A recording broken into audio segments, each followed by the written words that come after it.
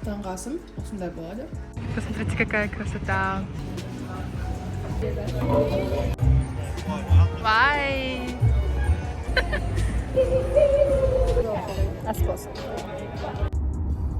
Сваровский, да, 50% скидка. Просто посмотрите, это просто моя детская мечта. Даже мынандайга дейін бар. Unpacking check. Қазір телевизордан бірдеңе қосып, завтрак дайындайтын болам. О, маски. Маска. Бүгін мен жұмыртқа дайындайтын болам.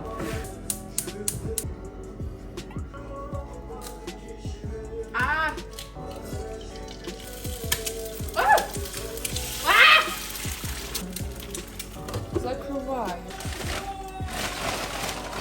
Смотрите. Қандай әдемі, қараңыздаршы. Просто қазір жеймін ана.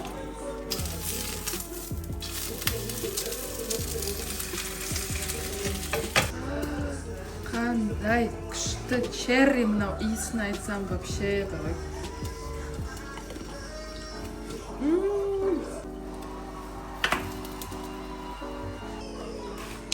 А еще біз Леша екеуміз осындай оливки сатып алған болатынбыз.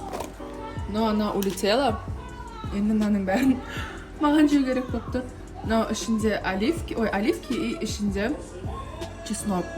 Өте дәмді.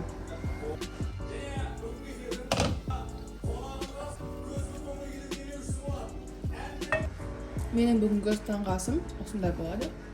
Біз сабақты бітіріп, экзамендерді тапсырып, қазір бүгін бізде chill day. Аружан екеуміз қазір пляжға бара жатырмыз. Бұл районның аты Пальм Джумейра деп аталады. Үстінен қараған кезде пальма сияқты көрініп тұрады, мүмкін көрген шығарсыздар. И әр үйдің өзінің пляжы болады. Классно, да? Вот такая вот красота. А мы с Аружан приехали, называется Ула.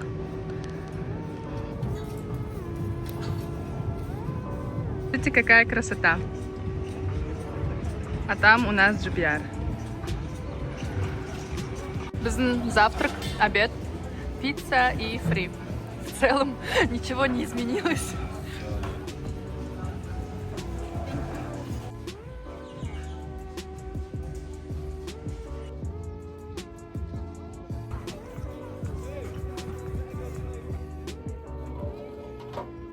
Bye.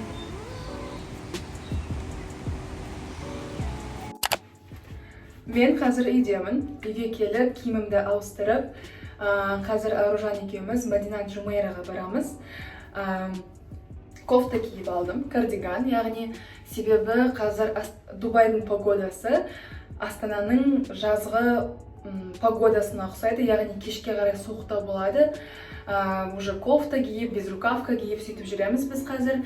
Сол себепті декабрьде Дубайға келуге мүлдем не советую. Вот, и соған орай мен қазір кофта кардиган киіп алдым. И және де қазір кішкене макияжымды дұрыстап. И еще, знаете, что я смотрю? Я смотрю рождественский новогодний мультик. Себебі жақын арада жаңа жыл. Уже настроение, жаңа жылдың настроениесі, подарка жинап жатырмын қазір. Еще осылай әр күн сайын күнде сериал, мультик, анауына қараймын и прям поскорее хочется, чтобы Новый год был. Что подарки Санты вызывают у нас? Я так и думала. Не кажется, тот момент, который определит нашу суть. Этим подарком. Его мама похожа при смерти. А это очень трудно. Дорогая. Еще. Мен бір-екі TikTok түсіріп, кішкене кешігіп жатырмын. Мен бүгінгі влогым вообще күшті болып отыр ғой. Турист сияқты жүрмін ғой мен. Бай! Аружан! Жүр ойнап қайтайық. Қар көрмеген жер деген осы.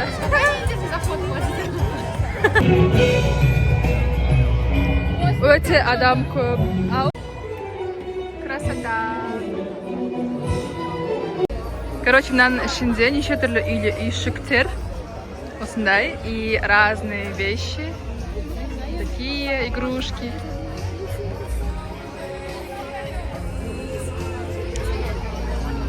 И вот, и на жерде получается концерт, балалар ойнайтын жерлер, неше түрлі жерлер бар.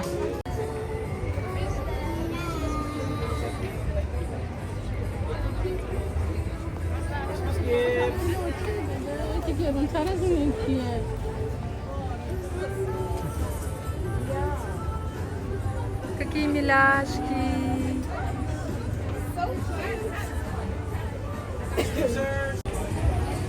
Мына жерде осындай неше түрлі печенькалар алып, соны осылай отбасыңызбен отырып, украшать етуге болады. Классная идея.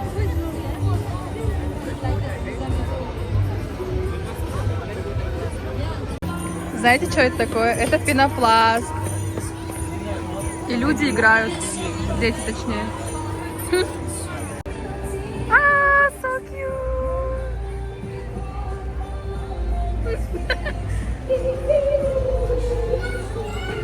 Милота!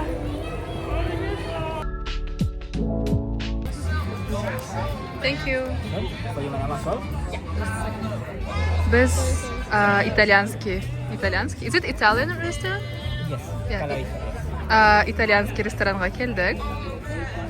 Осындай керемет күшті витпен бурчалар алып. Бізге ас болсын. Ас болсын, Нұржан. Как вот это называется? Профитроли. Профитроли. Да. И... Сорбет. Сорбет? Сорбет? Да, манго, маракуйя, сорбет. Окей. Заново. Профитроли и сорбет. Правильно? Все. Мы сейчас будем пробовать. Профитроли. ты прям отвязал. Аспос. Прикольно, да? Ага. Он еще мороженое и еще горячий шоколад. Да, мне кстати, горячий фонтан. Да, ой, шоколадный фонтан. Шоколадный фонтан, кстати. Но вкусно. Вкусно. You can tell from the line of her face. You can see she's been tender. Мен үйге келдім. Қазір сағат 11 кешкі. Қазір киімімді ауыстырып, макияжымды шешіп, үйді реттейтін болам. Не то что реттейм, а от души генеральная уборка жасау керек болып тұр. Себебі біз қыздармен 3 аптадай бұл үйде болмаймыз. Қыздар уже ұшып кеткен. Соңғы болып мен қалдым. Сол үшін уборканы кім жасайды? Мен жасаймын. И вот. Қайырлы таң. Бүгін соңғы күн. Ертең, таңертең уже Астанаға ұшатын боламын. Бүгін енді қайда не істейміз? Бүгін подарка қараймын, подарка алам. Неге подарка алам. Уже готовлюсь и еще қысқа өзіме киім қарағым келіп тұр. Себебі менің полкамда кофтадан тек мынау, сосын кардиган и все, басқа ештеңе жоқ қысқа киетін киімдерден. Қалған барлығы жазғы киімдер, сол себепті 1-2 кофта немесе андай ұзын етік бар, осындай алғым келіп тұр. Если тапсам. Вот. Бүгінгі аутфитім черная кофта, потому что торговый центрлерде өте суық. Біз оны мол деп айтамыз. Молда өте қатты суық, сол үшін мен кофта киіп алдым, және астына ақ шорты. Вот. Мен аутлетқа келдім. Бұның ішінде неше түрлі брендтер бар, мысалы Dolce & Gabbana, там қазір көрсететін боламын ішінде. И олар үлкен скидкамен сатылады. Осындай үлкен мол. Но, конечно, өте алыс жерде орналасқан. Қазір ішіне кіріп көрсетем. Бұл молдың өте кішкене ғана жартысы. Вот Dolce & Gabbana, Zegna, там тағы да Тори ашылады, Поло ашылады жақын арада. И мына жерде әртүрлі магазиндер, где можно эти очки разные. А там еще, как я помню, есть Swarovski, Michael Kors и так далее. Молдың декорациясы көріп тұрғандарыңыздай, андай исторический интерьер жасаған. Прям так прикольно. Например, қазір Сваровскийда 50% скидка. Қазір көретін боламыз, не бар екен. Магазиннің ішінде өте қатты скидка бар. Мысалы, мынау комплект 880 дирхам тұрса, мынау комплект, оны 616 дирхамға сатып жатыр. И осындай көп скидкалар, огромные скидки. Мен Аяруға осындай әдемі браслет алдым, Айымға осындай сестры деген сияқты браслет алдым. Мына екеуі бірге жүреді екен. Сосын мен Айботаға, двоюродной сестрама, осындай әдемі сырға алдым. И өзінің сестрама тағы да осындай. Менде общий 745 дирхам шықты. Теңгемен қазір жазып қоям. И маған еще 4 пакет салып берді, как я попросила, потому что бұның барлығы подарок. Это вот мой любимый магазин. Ішінде неше түрлі каблуктар, туфли, сумочкалар бар.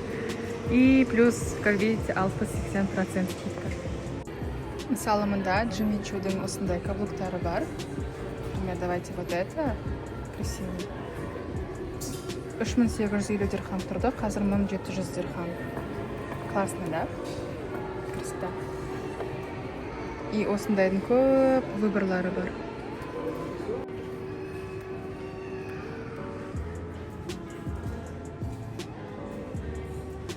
Смотрите, я нашла лабутены. Лабутен. Бағасын сұрадым. Барлығы 2000 дирхамның арғы бер жағы. Примерно қазір жазып қоям неше теңге екен. Мен осындай фудкорттың ішіндегі пиццерияға келдім. Өзіме осындай small pizza заказ бердім. Такой, смотрите, какой маленький, такой сладкий, такой. И колу загадала. Да даже Versace'дің мындай трендте болған каблуктары бар. Посмотрите на это. Это что такое? Офигеть. 1895 дирхам. Some of this has extra discount. Extra discount? Yeah. For example? This one, let me check it how much it will be. This one is 898 now. 800? Yeah. 800 дирхам. Негізі бағасы 6000 дирхам болған. 800 дирхамға береміз дейді. Офигеть. Қазір енді Emirates Mallға бара жатырмын. Өзіме бір-екі киім қарауға. Надеюсь, что я что-то найду. Мен қазір Flying Tiger деген магазинге кірдім. И здесь столько всего. Просто каждый раз келген сайын неше түрлі алып шығам. Мынаның ішінен ештеңе алмай шығу деген, это вообще невозможно. Просто посмотрите, это просто моя детская мечта. Даже мынандайға дейін бар. Мында жаңа жылдық неше түрлі заттар. Но мен можно неше түрлі дайындауға болады. Офигеть.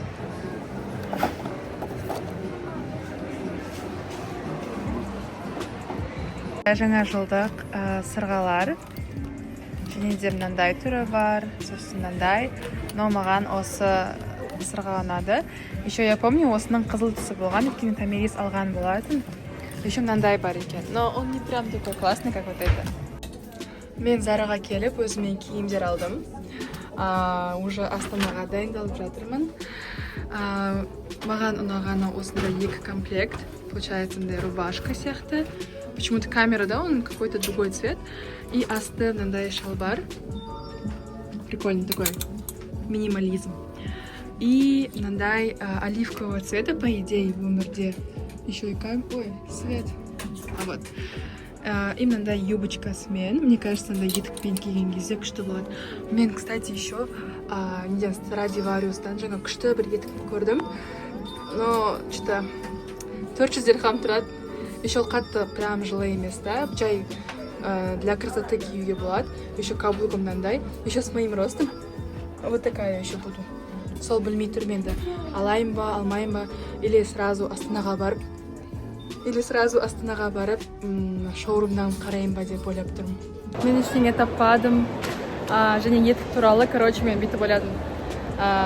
Лучше мен, тем более Астанада суық. Лучше Астанада дұрыстап етік кием, или дұрыстап етік сатып аламын. Чем? Смотрите! Sephora! Короче, как я поняла, здесь жаңа жылдық неше түрлі подаркалар. И вот, красота.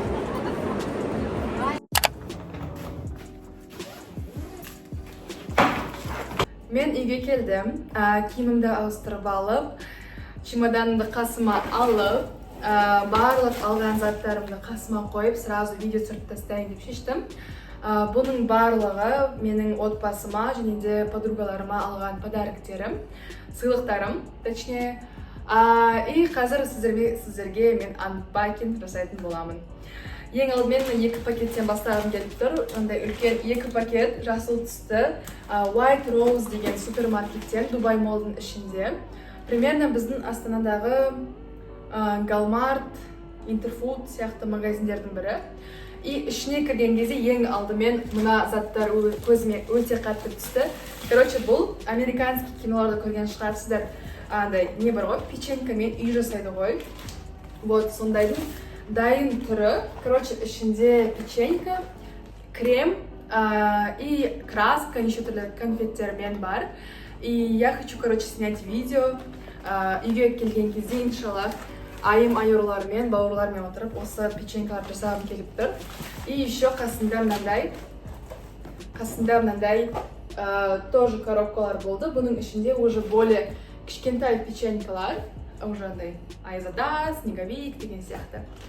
И, короче, вот, осындай күшті заттар алдым. Еще, и мына пакеттің ішінде Maltesers деген шоколад бар ғой, мынау. Вот, осының, короче, календарі. Получается, 30 мындай ішінде ашып 30 күнге бөлінген, если көрініп тұрса. И осының, короче, каждый день, Новый годқа дейін, жаңа жылға дейін, бір-бірден ашатта и жейді, короче. Но мне кажется, мен бұны берген кезде бір күн, 1 сағат, 1 минут, 1 секундтың ішінен сразу бітіп тастайтын сияқты. Потому что әр келген сайын менен осы Maltesers алып келсін деп сұрайды. Бұл еще календарь намного интереснее. Еще мен тағыда мынандай алдым. Бұл Райымбекке. Тоже календарь, бір-бірден ашып жейді. И ішінде неше түрлі шоколадтар бар. Вот. И бұны мен, короче, бүйтіп топырлатып неше түрлісін алдым. Короче, если мен отбасыма бірдеңе алатын болсам, мен вообще көзімді жұмам да, все забираю, чтобы они были рады. Вот. И енді давайте основной подароктен бастайық. Кімнен бастайық? Давайте пападан бастайық. Папаға мен не алатынды білген жоқпын. Сосын қазір Абу-Дабида Формула 1 өтіп жатыр. И Дубай молдың ішінде кішкентай магазин бар. Бұл, короче, Феррари мен Джордан бар ғой. Соның коллаборациясы, неше түрлі киімдер сатылып жатыр. Соның ішінде мен мындай 2 кепка алдым. Бұл кепканы алған кезде бір қызық история болған болатын. Короче, мен мынаны киіп қараймын, қара түсін. Біз Эджеша екеуміз. Эджеша это моя румейтка, мы с ней вместе живем. И біз Дубай молда жүріп, короче, сол именно магазинге кіреміз. Жүр қарап келейік деп. И осы кепка көзіме түседі. Еще мына жері қызыл. А я люблю красный, черный цвет, прям обожаю. Бүйтіп киіп қараймын да, ой, классный деймін. И продавецтен сұраймын, осыны екіншісін беріңізші деп. А еще бізде магазинде тоже, магазиннің ішінде бір қазақ ағай болды. Ол тоже бүйтіп қарап жүрді да. И когда я попросила насчет кепки, көрді да то, что жарасып тұрған. И сразу увидел вторую пару, екіншісін көрді да. Бүйтіп ақырында, бүйтіп алып кетіп баратыр. И пока продавец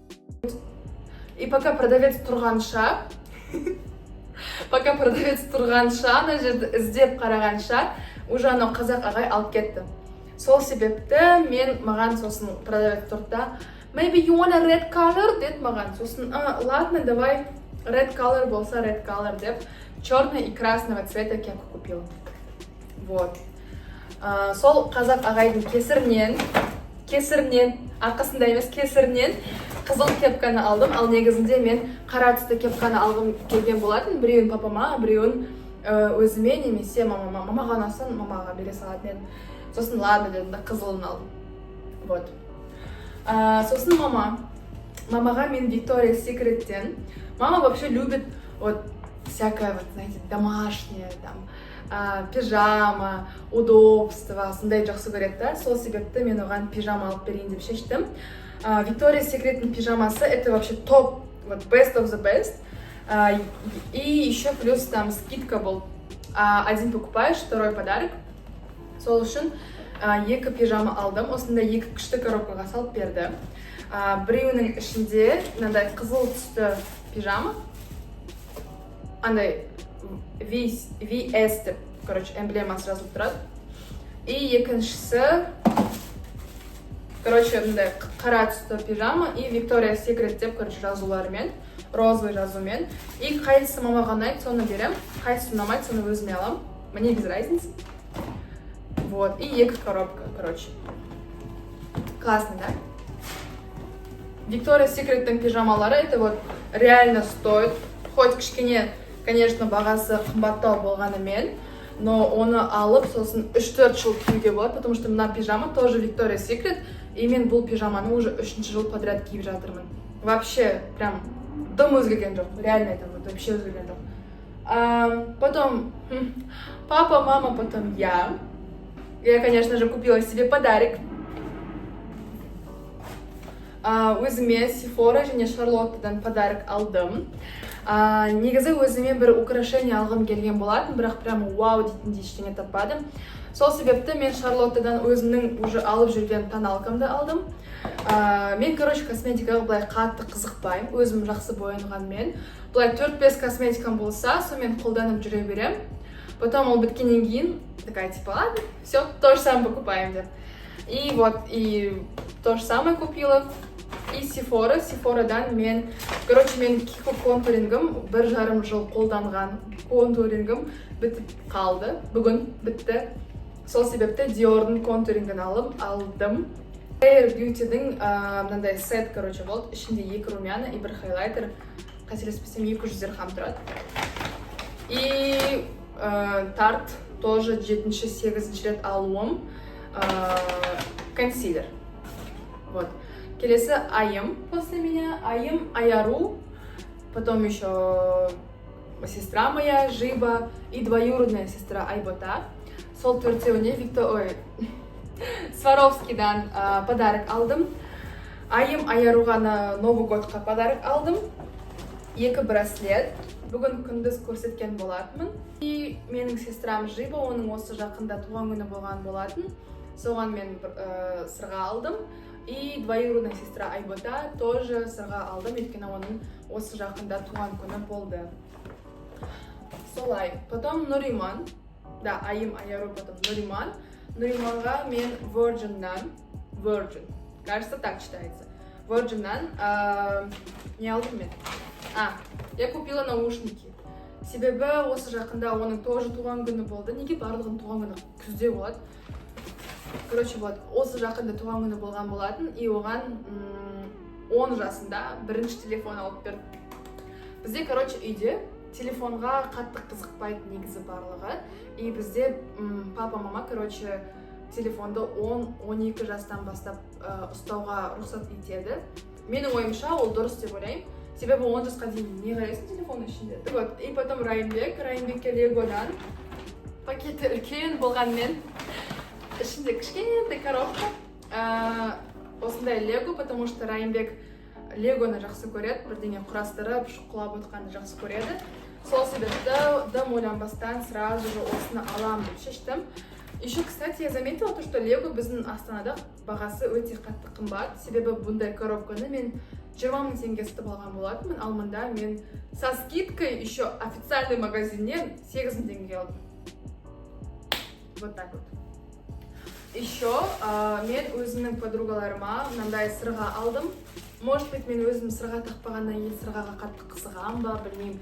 Но мынандай күшті сырға таптым. Это реально прикольно, да? Скажите. И все. Осымен анпакинг болып бітті. Қазір өзім заттарымды қосып, киім, анау, еще дубайский шоколад бар. Надеюсь, у меня не будет перевес. Надеюсь. И осының барлығын салып, еще маған пол сүрту керек, еще маған пыль сүрту керек, холодильниктің ішін жинау керек. сосын пресс ұстау керек, и потом еще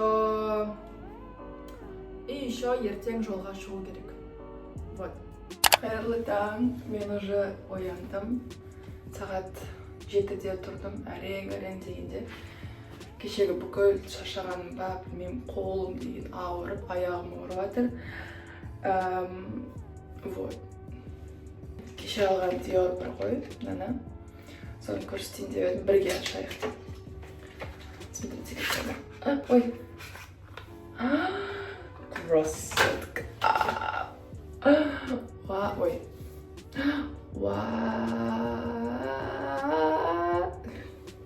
Менікі 03 медиум. Если видно.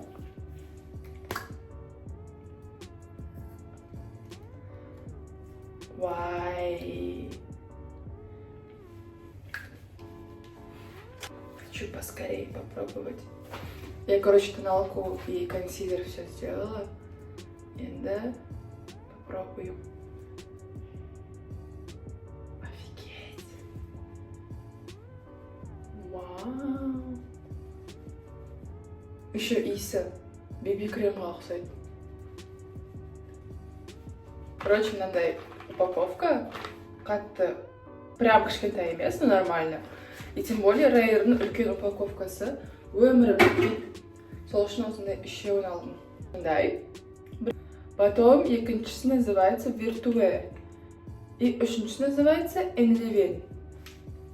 Осындай үшеу. Мути, какая моя пухенькая, такая маленькая. Офигеть!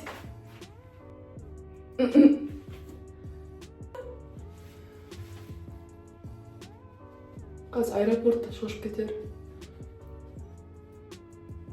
Мен кәдімгі арабтар сияқты болып қалдым ғой, бетім қып-қызыл. И осылай.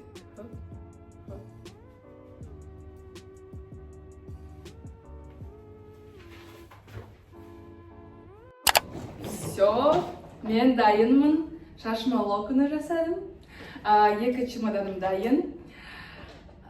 Все, мен жолға шықтым. Видеоны соңына дейін қарағаныңа көп рахмет. Маған комментарий жазып, лайк басуды ұмытып кетпе. Келесі кездескенше. Пока. Енді Астанада кездесеміз. Давай. Ой.